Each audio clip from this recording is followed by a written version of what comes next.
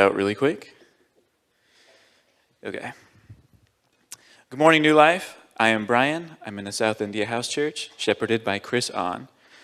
I typed up the testimony, and it was like 12 minutes, so I tried to cut it down as much as possible. So if I summarize or if I cut, please just bear with me. My journey in faith begins in La Place, Louisiana, with my brother Michael and my mother Naomi, who was born in Mexico. Michael and I were originally born in Houston, Texas, but we moved to Louisiana at a young age. Louisiana was nice to be raised in and grow up, as I got to meet lifelong friends and got to eat food that I didn't think was unique until I hopped on the internet. My brother and I regularly attended a Spanish-speaking Baptist church with our mother, where we were able to learn about God and start to learn the Bible and how it should be interpreted. As I became older, things in my household were revealed to me not to be so great, as my parents struggled to get along to the point where it affected how I acted to the outside world, to how I perceived home was supposed to feel like. Through everything, my mother made sure to instill 2 rules within Michael and myself. Rule number 1, church is on Sundays, period. Rule number 2, you and your brother always stick together, no matter what. These rules at the time seemed basic, but they would stick through my life. Eventually, Michael and I were anxious to connect more with our religion and ended up going to an English-speaking Methodist church nearby our house. We chose this as we could interpret the sermons fully, as we were not old enough to be fluent Spanish speakers. As I got older, the strain in our house was starting to build from my parents not getting along, and it affected my already growing attitude and my performance at school. At this point, my mother decided the best course of action was to send me away to live with my aunt in Houston, Texas, with $70 in my pocket and my PlayStation 3. It was hard to say goodbye to my family for that amount of time, to start schooling in a state where I wouldn't have my family for support or a church for guidance. Life changed at the moment as my academics improved, but my attitude developed into being an individual who did what needed to be done to get by, as my religion was put to the side. As time passed, my brother and mother moved to Houston, and my parents were officially separated, and we were able to get an apartment in Houston, but on the bad side of town. It was stressful moments in this location, as the only thing we could hang on to was hope and faith. The area was awful, as I remember having to literally sneak at night to get the mail to avoid being seen. I can distinctly remember my mother waking us up one night as bullets whizzed by our window as we hid near the back wall. It was in these moments that we reflected that God had a plan and then involved us getting out of there somehow. Michael and I did side jobs that would earn us enough money so that the 3 of us could move out around the time of me graduating middle school. As we combined our money, we were able to move into an apartment into a city called Tomball. Tomball was much safer than we were finally able to have peace in a place we could call home. I was able to complete high school in Tomball and make lifelong friends. My family attempted to find a church in Tomball, but was unable to stick with a church, as it had been a while since we were actively able to attend, and we were unsure what that feeling was supposed to be. During sophomore year of high school, my family was hit hard as my grandmother passed away due to cancer. We were devastated as she was the religious figure in the family that kept it together and made sure God was at the center. I remember going to my aunt's house to say my final goodbyes and hearing her final words, "Ve con Dios, con ganas, Dios es amor," which translates to, "Go with God, with courage, God is love." At the time, I was unsure how to do this, but I knew that I wanted to resonate with that, and to this day, I say, Dios es amor, at the end of every prayer. Upon completing high school, I was able to go to the nearby Lone Star College to pursue my business degree, specifically in marketing, which is also accompanied by my family being able to move into our first official house since Louisiana. We moved to a house in Houston in a great area, which is where I live today.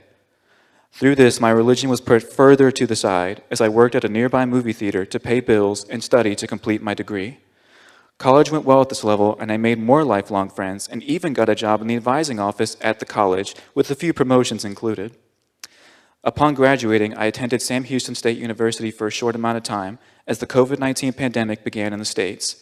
The pandemic caused my advising office to close, which led to a fall in my grades as I needed to find a job to maintain bills instead of focusing on studying. This led to a peak in my anger issues as I was frustrated with applying and wasting time instead of going forward with my plans to get my degree. I eventually had to drop out as I had failed my classes and was unable to continue at the moment. The COVID pandemic was here to stay and led to a lot of anger and self-reflection that turned into ego. When stuff started to slowly open up, my brother had also self-reflected during the pandemic and actively wanted to attend church again, but wanted to dedicate himself. Michael was able to find a nearby church called New Life Fellowship on YouTube, where someone named Pastor Eric was delivering a message. When Michael showed me the live stream, I recall asking if he could really understand, as the pastor had a weird accent. Michael ended up going to New Life, where he was able to join a house church and become baptized, which I got to witness as my first time in the building. As weeks went by without a call back for work, Michael hosted a house church at our house, which convinced me to join New Life for one Sunday for first service.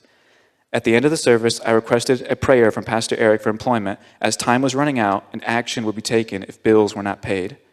Pastor Eric prayed for me. As I had my eyes closed, I felt something I couldn't explain. Upon opening my eyes, I thanked Pastor Eric and met my brother in the lobby, where he asked what I thought of the service. I gave the answer, "What a waste of my effing time. I could be at home applying for jobs." I stormed to my car, where I looked at my close to empty gas meter, cursed at it, and drove home. Less than 24 hours later, I woke up to a missed call on my phone for an interview. I ended up calling this import company back and getting the job on the spot. It was at this moment I agreed to go to New Life, as I saw the message God had shown me, and I needed to be serious and not so irate. It was a slow process easing back into church and listening to Pastor Eric speak and deliver the message, where I was able to receive Jesus and maintain anger to a level where I could calm down and not act out. Pastor Eric also touched on a subject I was doubtful on, where I emailed him about not being worthy to be a Christian or be baptized, as I had done a lot of unchristian things in my life with my anger. Pastor Eric was quick to respond to my email and instructed me to read the book of John several times to understand who Jesus is. Along my journey, I was able to visit Jamin's house church, where I was taught what house church was and the lesson of actively listening. After getting familiar with house church, I wanted to visit another, as I felt my tutorial was over. The next week, Jamin introduced me to my now shepherd, Chris On. This changed my life, as I did not find a house church, but I found my second family.